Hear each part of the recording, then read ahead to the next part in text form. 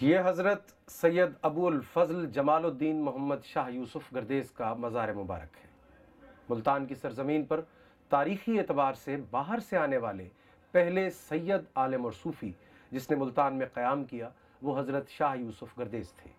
آپ کا اسم مبارک مخدوم شیخ محمد یوسف، کنیت ابو الفضل اور القاب جمال الدین اور شاہ گردیز ہیں۔ گردیزی خاندان کی 1088 میں ملتان آمد اس خاندان کی یہ تیسری ہجرت تھی۔ اس سے پہلے حضرت محمد دباچ جو کہ حضرت امام حسین کے گریٹ گرینڈ سن تھے، پر پوتے، ان کے بیٹے سید محمد علی نے پہلی مائیگریشن کی مدینہ سے بغداد، اور یہ اس وقت خاندان جو ہے بغدادی کہلایا۔ اس کے بعد سید محمد علی کے پر پوتے سید عبداللہ نے بغداد سے گردیز جو اس وقت افغانستان کا حصہ ہے میں ہجرت کی، اور یہ خاندان جو ہے پھر گردیزی کہلایا۔ گردیز میں قیام کے دوران اسی خاندان کے ایک فرد حضرت کسور گردیزی بہت مشہور ہوئے۔ ان کی کرامات کی وجہ سے کافی لوگ ان کے پیروکار ہوئے، اور ان کا مزار جو ہے آج بھی گردیز شہر میں موجود ہے۔ افغانستان کی یہ طویل جنگ جو ہوئی ہے اس میں آج تک اس مزار کو کسی نے نقصان نہیں پہنچایا۔ ان کے پر پوتے حضرت یوسف شاہ گردیز جو 450 ہجری 1058 عیسوی میں پیدا ہوئے، انہوں نے انہی کے کہنے کے اوپر 1088 عیسوی 481 ہجری میں مائیگریشن کی، اور جب وہ ملتان میں آئے اس پہ جو مورخ لکھتے ہیں، اور ٹام بی اس نے اپنی کتاب بٹوین آکسس اینڈ جمنا میں یہ لکھا ہے کہ riding on a line with a live snake for a whip with pigeons flying over his head, Yusuf Shah Gardez entered Multan. Multan آمد کے بعد حضرت یوسف شاہ گردیز نے راوی کے کنارے اس شہر کو آباد کیا، اور ان کی کرامات اور معجزات کی وجہ سے بہت سارے لوگوں نے اس بر صغیر میں ان کے ہاتھ اسلام قبول کیا۔ ان کا مزار آج بھی شاگردیز محلے میں اسی شہر میں موجود ہے۔ گردیزی فیملی ایک ذمہ دار فیملی ہے، اور مختلف ادوار میں ان کو زمینیں ملتی رہیں، اور بہت ساری زمینیں راوی کے کٹاؤ میں چلی گئیں، اور کافی زمینیں جو ہیں وہ سکھوں کے دور میں جو ہے ریزیوم کی گئی۔ لیکن 1902 کے گزٹیر میں یہ لکھا ہے جو one time the whole of Kabirwala tehsil belong to the Gardezi family. اور اسی طرح اسی کتاب میں بٹوین آکسس اینڈ جمنا میں ٹام بی لکھتے ہیں کہ 900 years of unbroken family history, what a sheet anchor for the fortunate Gardezis in this swiftly changing world. آپ 1058 عیسوی میں افغانستان کے علاقے غزنی کے مضافات میں قصبہ گردیز میں پیدا ہوئے۔ جوانی کے آغاز میں ہی مختلف کرامات آپ سے منسوب ہوئیں۔ ان میں سے ایک کرامت آپ کے والد گرامی کی زندگی میں ہی تر و تازہ انگور پیدا کرنا تھا۔ یہ کرامت ان کے ایک مرید کے سوال کرنے پر ظہور میں آئی۔ یہ سن کر آپ کے والد محترم نے آپ کو ملتان کی جانب روانہ کیا اور فرمایا کہ تمہارا اختیار ملتان کے علاقے پر ہے، وہاں جا کر ٹھہرو کہ تم اور تمہاری اولاد وہاں صاحب عزت و عظمت ہوگی کہ اللہ تعالیٰ کی طرف سے یہی حکم۔ مستند حوالوں کے مطابق ملتان کا موجودہ شہر حضرت شاہ یوسف گردیز کا آباد کردہ ہے۔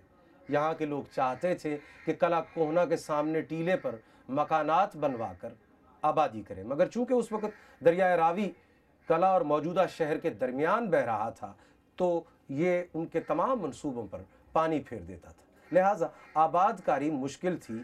لوگ دن کے وقت ایک پشتہ تعمیر کرنے میں کامیاب ہوتے تو وہ رات کو وہ تعمیر دریا برد ہو جاتی۔ آخر لوگ آپ کے پاس حاضر ہوئے اور ساری رودات سنائی۔ آپ نے تسلی دی اور کہا کہ مت گھبراؤ، آپ نے موجودہ بوہڑ دروازے کے اندر پہلے حجرے کے لیے جگہ تجویز فرمائی۔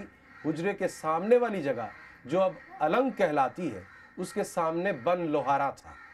وہاں آپ نے اپنی نالین مبارک اتاری اور کہا کہ اس کو فصیل پر رکھ دو، راوی بفضل تعالی ادھر نہیں آئے گا۔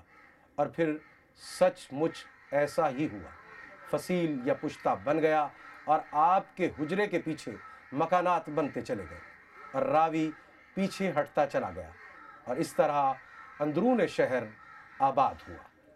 ایک روایت یہ بھی ہے کہ آپ کے دادا سید محمد عبداللہ کے مریدوں میں سے چند ایک بیمار بچے کی صحت یابی کے لیے آپ کے پاس دعا کرانے حاضر ہوئے۔ آپ نے دعا کرنے سے گریز کیا اور اس کے ورثاء کو خدا کی رضا پر راضی رہنے کے لیے کہا۔ چنانچہ وہ بچہ انتقال کر گیا۔ اس کے مرنے سے ورثاء پر قیامت گزر گئی، وہ رونے لگے۔ ان کی گریہ و زاری سے متاثر ہو کر حضرت شاہ یوسف گردیز نے بارگاہ کبریا میں دعا کے لیے ہاتھ اٹھائے تو بچہ زندہ ہو گیا۔ اس واقعے کو سن کر آپ کے جد امجد نے سخت ناراضگی کا اظہار کیا اور اپنے ہاں سے حضرت شاہ یوسف گردیز کو رخصت کر دیا۔ چنانچہ آپ سیر و سیاحت کرتے وارد ملتان ہوئے اور یہیں مستقل سکونت اختیار فرمائی۔ آپ کے جد امجد مخدوم علی کسور ایک صاحب کرامت بزرگ تھے۔ انہوں نے آپ کو تمام روحانی مدارج طے کرائے۔ آپ کی والدہ محترمہ نے بھی انہیں فیضان نظر سے نوازا۔ ان بزرگوں سے روحانی فیض حاصل کرنے کے بعد آپ سیر و سیاحت کے لیے نکلے اور آپ نے ایران، روم اور شام کا سفر کیا۔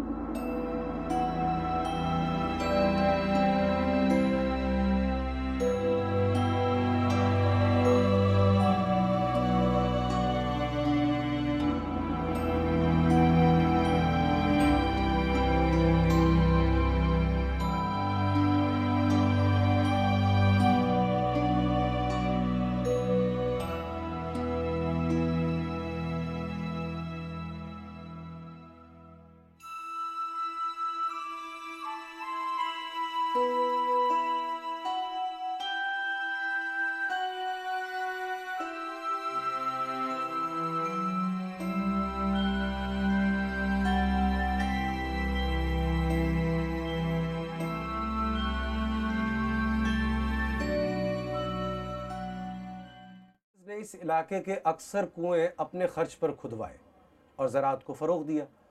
آپ کے ہمراہ آنے والوں نے صنعت و حرفت اور زراعت کو ترقی دی۔ لوگوں نے بہت سے پیشے اختیار کیے، شریعت اور دین کا علم پھیلا، مساجد اور مدارس تعمیر ہوئے۔ بعض تذکروں میں آیا ہے کہ بہت سے غیر مسلموں نے بھی آپ کے ہاتھ پر اسلام قبول کیا۔ ہمارے جد امجد حضرت شاہ یوسف گردیز محمود غزنوی کے فوراً بعد کوئی 11ویں صدی عیسوی میں گردیز سے ملتان تشریف لے آئے۔ شروع سے ہی اس خاندان کا تعلق علم کی طرف رہا، کتابوں کی طرف رہا، علم کی طرف رہا۔ ہم نے اپنے مزاروں پر سیاست نہیں کی۔